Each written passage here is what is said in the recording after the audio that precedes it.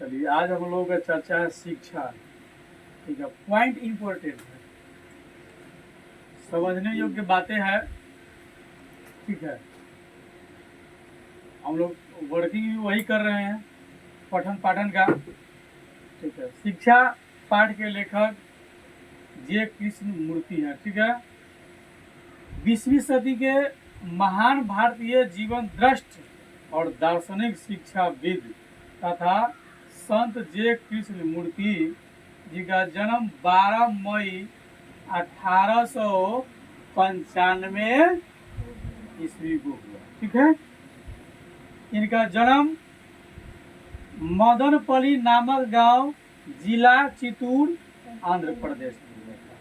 ठीक है, गांव का नाम मदनपल्ली, जिला चित्तूर और आंध्र प्रदेश में हुआ था। ठीक है, इनका पूरा नाम जिद्दू कृष्ण मूर्ति था, इसलिए जय कृष्ण मूर्ति बोला जाता है।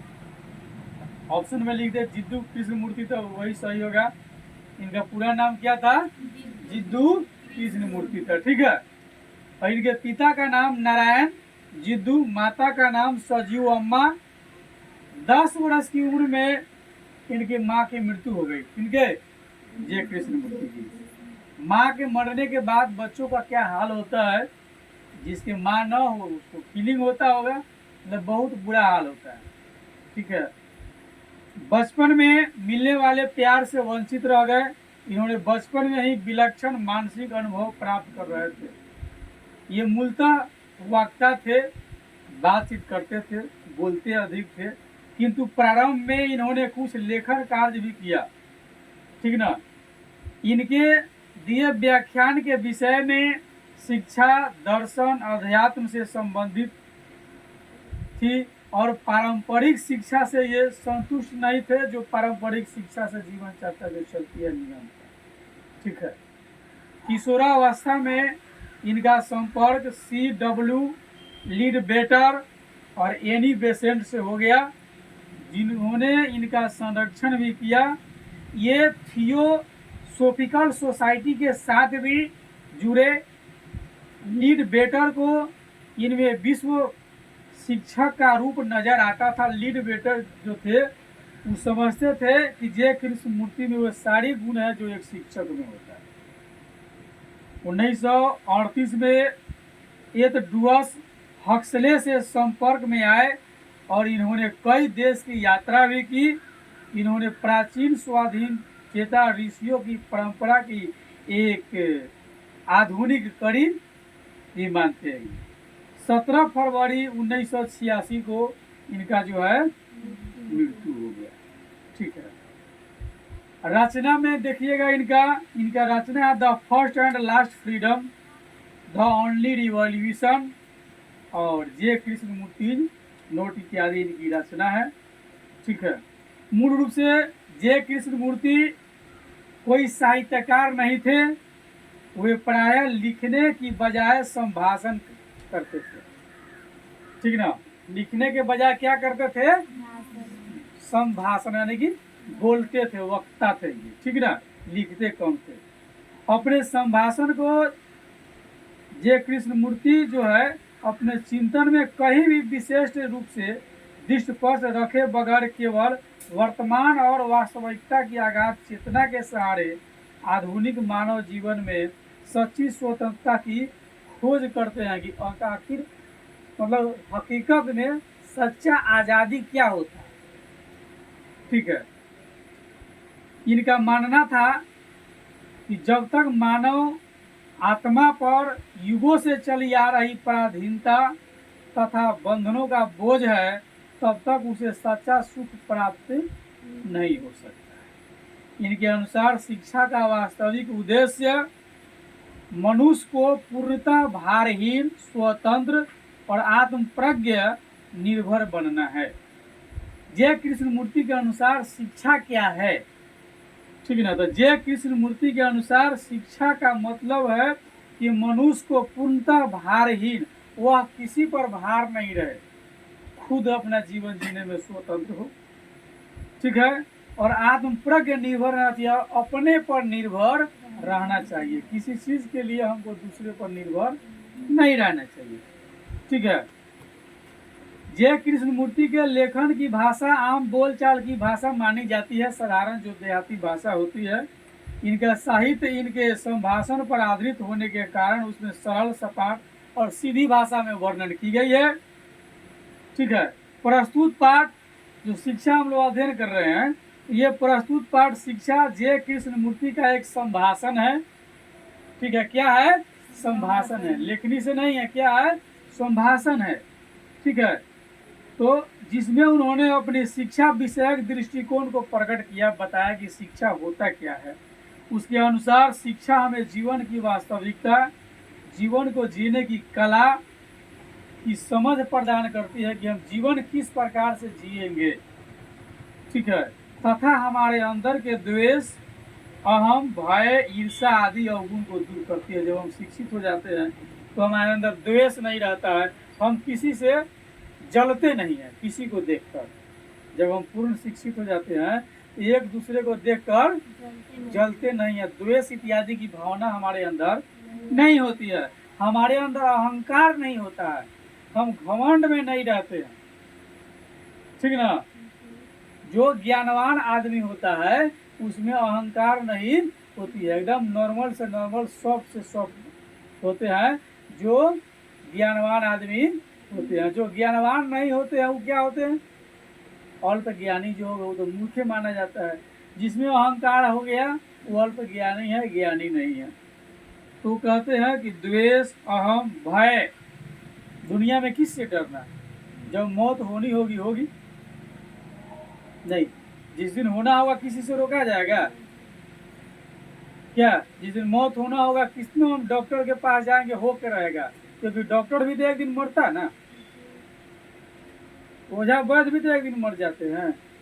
तो जो होना होगा हो करके रहेगा, इसलिए भय किस बात का, डरना किस बात की। दूसरी है ईर्ष्या, हमको किसी से ईर्ष्या नहीं करना चाहिए।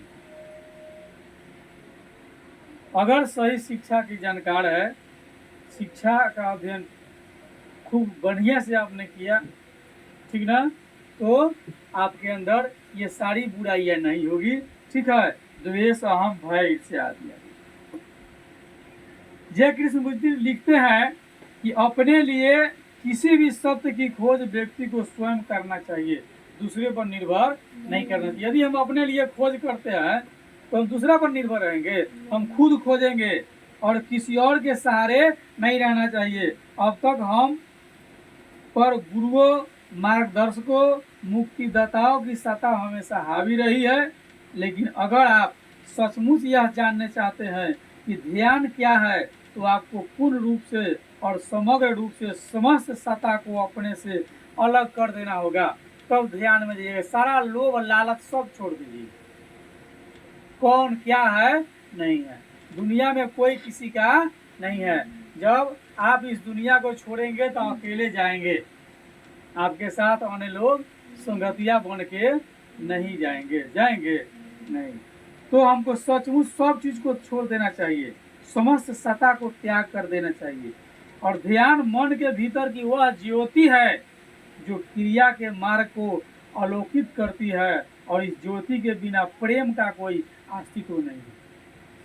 ठीक है। हम प्रेम विभिन्न प्रकार के, हम एजुकेशन से कर सकते हैं, अपने सगे संबंधी से भी कर सकते हैं। तो ध्यान मन के भीतर की वह ज्योति है। जब जैसे हम किसी चीज की ध्यान रखते हैं तो ध्यान वह ज्योति है जो क्रिया के मार्ग को अलोकित करती है। जो हम क्रिया करते हैं ना, उस मार्ग को प्रकाशमान करती है। कौन? ध्यान। जब हम किसी चीज का ध्यान करके जब उसको मार्गदर्शन करेंगे, या कौन, जैसे हम अंग्रेजी पढ़ते हैं, हिंदी पढ़ते हैं, संस्कृत पढ़ते हैं, विशेष रूप से जब हम ध्यान दे करके जब देखेंगे तो हमको बहुत गहन जानकारी हो जाएगी। होता है ना, कहा जाता है ना, ध्यान देकर देखो, ठीक ना। तो जब हम ध्यान आकृत करेंगे तो ध्यान वह ज्योति है जो क्रिया को क्या करती है? प्रकाशित करती है। और इस ज्योति के बिना प्रेम का कोई अस्तित्व नहीं है, ऐसा जय कृष्णमूर्ति ने कहा। अब हमारी चर्चा पाठ पर आती है शिक्षा पर। ठीक है। यदि आपने कभी अपने आप से यह पूछा हो कि शिक्षा का अर्थ क्या है, शिक्षा का अर्थ क्या है। ठीक है, अभी हम चर्चा किए हैं शिक्षा का अर्थ क्या है। पूर्णता, भारहीन, स्वतंत्र और आत्म प्रज्ञ निर्भर बनना शिक्षा का अर्थ है। अब हम कहानी में चल रहे हैं। यदि आपने कभी अपने आप से यह पूछा हो कि शिक्षा का अर्थ क्या है, तो यह मेरे लिए सचमुच आश्चर्य की बात होगी। लेखक कहता है, आश्चर्य की बात है कि कभी आपने अपने आप से पूछा है कि शिक्षा होता क्या है। आप विद्यालय क्यों जाते हैं? आप विभिन्न विषयों को, अलग अलग विषयों को क्यों पढ़ते हैं? शिक्षा का अर्थ क्या है? विद्यालय क्यों जाते हैं? अलग अलग विषयों को क्यों पढ़ते हैं? क्यों आप परीक्षाएं पास करते हैं? और क्यों ऊंचा स्थान प्राप्त करने के लिए दूसरे के साथ जो है हमेशा स्पर्धा करते हैं, संघर्षरत रहते हैं? आखिर क्या अर्थ है इस तथाकथित शिक्षा का? कभी आपने सोचा है शिक्षा का अर्थ क्या होगा? विद्यालय क्यों जाते हैं, अलग अलग विषय क्यों पढ़ते हैं, परीक्षाएं क्यों पास करते हैं, ऊंचे स्थान प्राप्त करने के लिए दूसरे से संघर्ष क्यों रहते हैं? यह सब कुछ क्या है? यह सचमुच अत्यधिक महत्वपूर्ण प्रश्न है। केवल विद्यार्थियों के लिए ही नहीं, अपितु माता पिता के लिए, शिक्षकों के लिए और उन समस्त व्यक्तियों के लिए जो इस वसुधा से प्रेम करते हैं, जो इस धरातल से प्रेम करते हैं। वसुधा माने पृथ्वी। इस सभी लोगों के लिए है जो इस वसुधा से प्रेम करते हैं। शिक्षित होने के लिए हम संघर्ष क्यों करते हैं? शिक्षित होने के लिए हम संघर्ष क्यों करते हैं? हम कुछ परीक्षाएं उत्तीर्ण कर ले, किसी उद्योग में लग जाए, क्या शिक्षा का बस इतना ही कार्य है? अथवा शिक्षा का कार्य है कि वह हमें बचपन से ही जीवन की संपूर्ण प्रक्रियाएं समझाने में मदद करता है? कुछ उद्योग करना और अपनी जीविका कमाना जरूरी है, लेकिन क्या यही सब कुछ है? इसके अलावा और कुछ नहीं? क्या हम केवल इसलिए शिक्षा प्राप्त कर रहे हैं? निसंदेह केवल उद्योग या कोई व्यवसाय ही जीवन नहीं है। शिक्षा इसलिए पढ़ रहे हैं, उद्योग लगाएंगे, बिजनेस करेंगे, तो केवल यही तो जीवन नहीं है। जीवन बड़ा अद्भुत है, यह असीम और अगाध है। जीवन यह अत्यंत रहस्यों के लिए हुए है। यह एक विशाल साम्राज्य है। क्या जीवन, जहाँ हम मानव कर्म करते हैं, और यदि हम अपने आप को केवल आजीविका के लिए तैयार करते हैं कि हम पढ़ करके जीवन में इतना कमाएंगे कि बाल बच्चा खा ले, अपना जीवन यापन कर ले, यानी आजीविका के लिए हम तैयार करते हैं, तो हम जीवन का पूरा लक्ष्य ही खो देते हैं। असली जीवन हमको पता नहीं।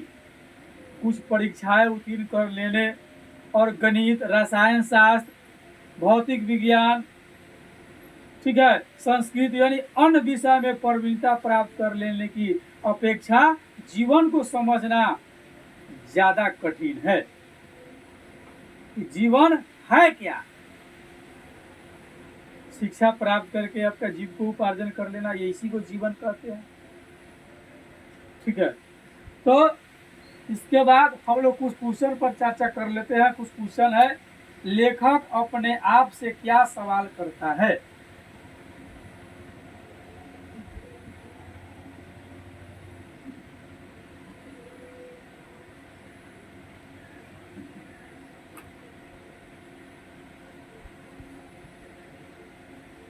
अपने आप से क्या सवाल करता है?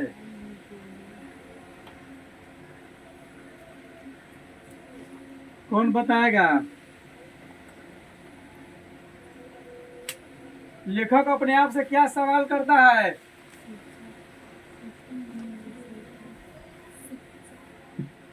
नहीं बोल रहे क्या?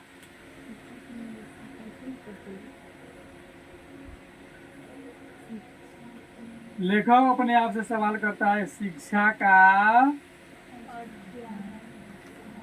अर्थ क्या है? नहीं,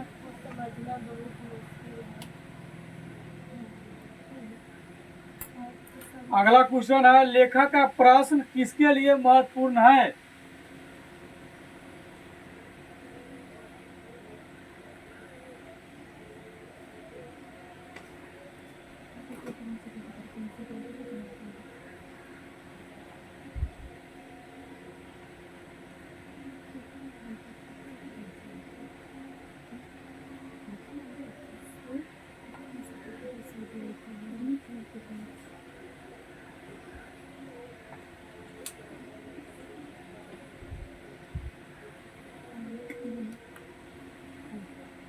तो उन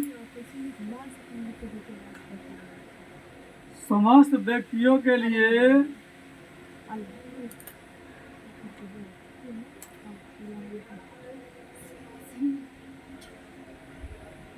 उन समस्त व्यक्तियों के लिए जो वसुधा से प्रेम करते हैं।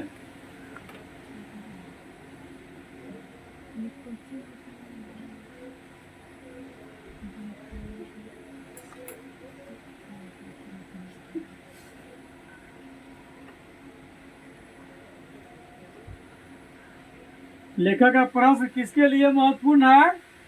उन समस्त व्यक्तियों के लिए जो वसुधा से प्रेम करते हैं।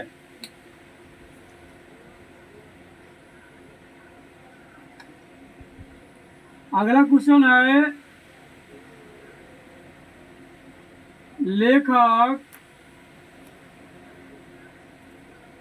किसको जीवन नहीं मानते हैं?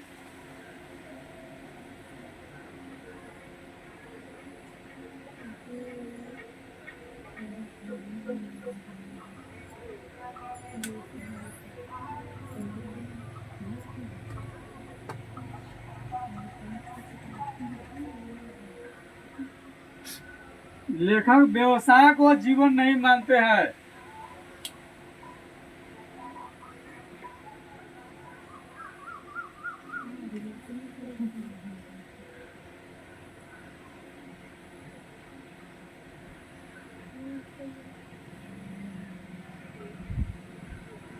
फिर जीवन क्या है?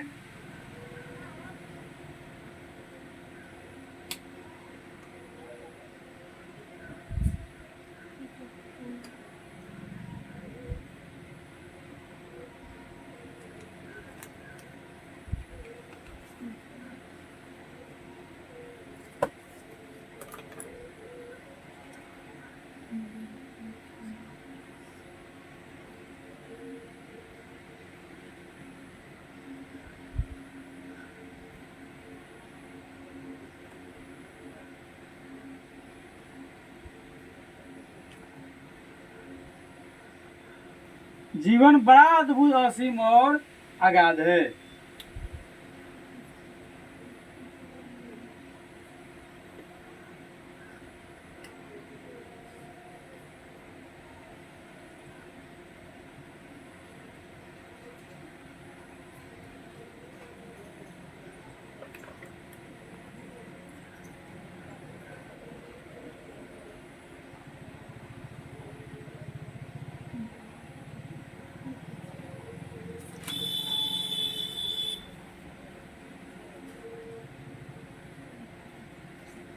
मनुष्य जीवन का लक्ष्य क्यों खो देता है?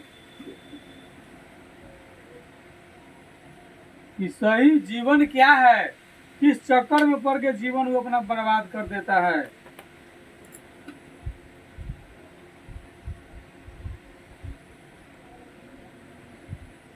सिर्फ आजीविका के लिए।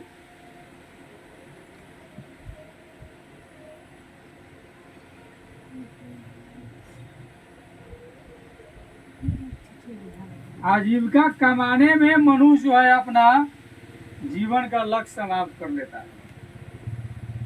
ठीक है, आगे हम लोग का पॉइंट है कि हम लोग देखे अभी कि कुछ परीक्षा उत्तीर्ण कर ले, गणित, रसायन शास्त्र, भौतिक विज्ञान, संस्कृत इत्यादि पढ़ ले और जीवन को समझ ले। ये बहुत ऐसा नहीं है, ये बहुत कठिन है समझना। हम चाहे शिक्षक हो या विद्यार्थी, हमें अपने आप से यह पूछना आवश्यक है कि हम क्यों शिक्षित कर रहे हैं। अगर विद्यार्थी है तो हम पढ़ क्यों रहे हैं, शिक्षक तो हम पढ़ा क्यों रहे हैं। ठीक है, यानी कि हम शिक्षित कर क्यों रहे हैं, शिक्षित हो क्यों रहे हैं। जीवन जितना विलक्षण है, ये पक्षी, ये फूल, ये वैभवशाली वृक्ष, ये आसमान, ये सितारे, ये सरिताएं, ये मत्स्य, यह सब हमारा जीवन है, जीवन दान है, जीवन अमीर भी, जीवन समुदाय, जाति और देश का पारस्परिक सतत संघर्ष है, जीवन ध्यान है, जीवन धर्म भी है, जीवन गुण है, जीवन मन की प्रच्छन्न वस्तु है। ईर्ष्या, महत्वाकांक्षा, वासना, भय, सफलताएं, चिंताएं, केवल इतना ही नहीं, अपितु इससे कहीं ज्यादा जीवन है। लेकिन बहुधा हम अपने आप को जीवन के केवल एक छोटे से कोने को समझने के लिए ही तैयार करते हैं। हम कुछ परीक्षाएं उत्तीर्ण कर लेते हैं, कोई उद्योग ढूंढ लेते हैं, विवाह कर लेते हैं, बच्चे पैदा कर लेते हैं और इस प्रकार अधिकाधिक यंत्रवत बन जाते हैं। हम सदैव जीवन से भयाकुल, चिंतित और भयभीत बने रहते हैं।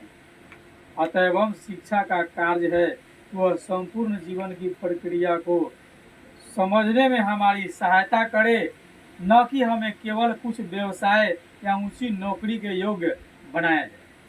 लेखक कहता है कि शिक्षा होने का मतलब ये नहीं है हम बढ़िया बिजनेस कर लिए, खूब पैसा वाला हो गए तो शिक्षित है, जी नहीं। ठीक ना, शिक्षा का मतलब ये नहीं हम कोनो नौकरी प्राप्त कर लिए तो हम ओरिजिनल शिक्षित है, जी नहीं। शिक्षा का मतलब ये नहीं है आप डिग्री धारण कर लीजिए, बिजनेस कर लीजिए, नौकरी लग गए, आपके अंदर शिक्षा है, ऐसी बात नहीं है। डिग्री है लेकिन शिक्षा नहीं है।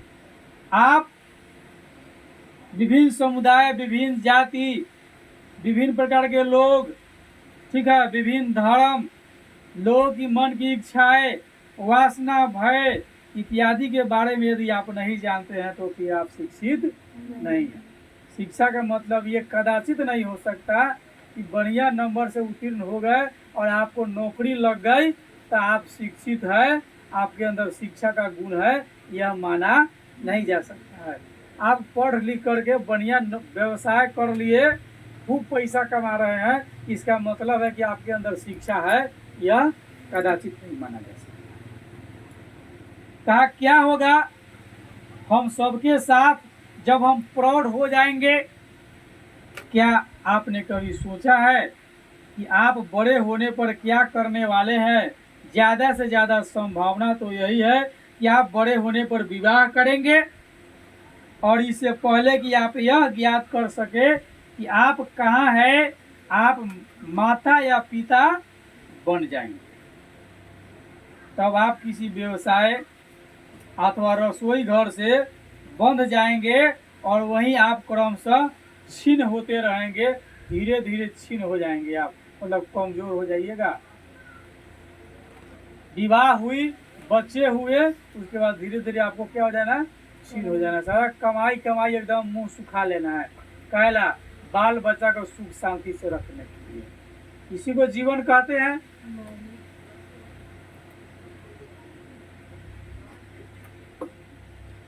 क्या इसी प्रकार का होने वाला है आपका जीवन? क्या आपने स्वयं से यह कभी पूछा भी है? क्या आपको यह प्रश्न नहीं पूछना चाहिए? मानो आप एक सुसंपन्न परिवार के हैं, आपकी प्रतिष्ठा पहले से बहुत बढ़िया है, आपके पिता आपको आरामदायक कार्य दे देंगे, आप बड़ी शान से विवाह कर लेंगे, फिर भी आप छीन होंगे ना भाई। पिताजी कब तक आपके साथ रहेंगे? पिताजी जब मर जाएंगे फिर आपको अपनी जिम्मेदारी पड़ जाएंगी, छीन हो जाइएगा, नष्ट हो जाइएगा। क्या आप यह देख रहे हैं कि आपका पूरा जिंदगी एक दिन समाप्त हो जाएगा? नहीं। अगर हम लोग पूछे ना जीवन मन की प्रच्छन्न वस्तु क्या है, जीवन मन की प्रच्छन्न वस्तु क्या है? तो जीवन मन की प्रच्छन्न वस्तु ईर्ष्या, महत्वाकांक्षा, किसी से जल रहे हैं या प्रच्छन्न है। महत्वाकांक्षा, बिना मेहनत करे सोच रहे हैं 1 करोड़ रुपया मिल जाता ना। वासना, ठीक ना, मतलब किसी के प्रति जो गलत व्यवहार उसको वासना कहा जाता है। भय, किसी चीज से डर। और सफलता है, बिना मेहनत के सब होगा। तो ये मन की परिच्छन्न वस्तु है। अगला, शिक्षा का क्या कार्य है?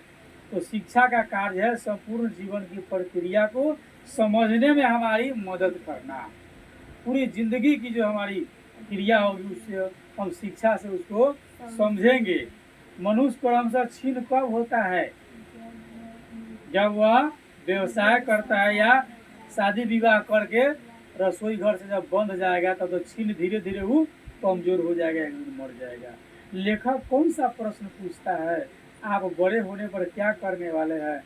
सोचिए जरा, क्योंकि आप भी विवाह करेंगे, बच्चे पैदा करेंगे और एक दिन छीन हो जाएंगे, तो आप क्या करेंगे? नहीं, पढ़ लिख के नौकरी लग गया, इसका मतलब आप शिक्षित नहीं है। लोग समझता है वाह, पढ़ लेंगे नौकरी लग जाएगा, मेरा उद्देश्य कितना है, इतना ही, ऐसे ज्यादा नहीं है। ऐसा ही सोचता है ना, दूसरा कुछ सोचता नहीं है। पढ़ लिख कर बढ़िया बिजनेस करे, रोजी रोटी चल जाए, पढ़ लिख कर नौकरी लग जाए, बस, इससे आगे सोचा ही नहीं है। तब उन्होंने लेखक कहा कि आप कभी अगर पूछे हो कि शिक्षा का अर्थ क्या है, तो मेरे लिए यह आश्चर्य का बात होगा कि कभी मन में सोचे हैं। ठीक है, अगली पॉइंट हमारी,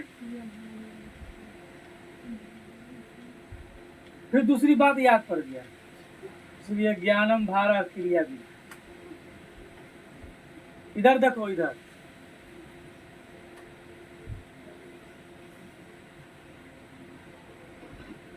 चलिए, ठीक है।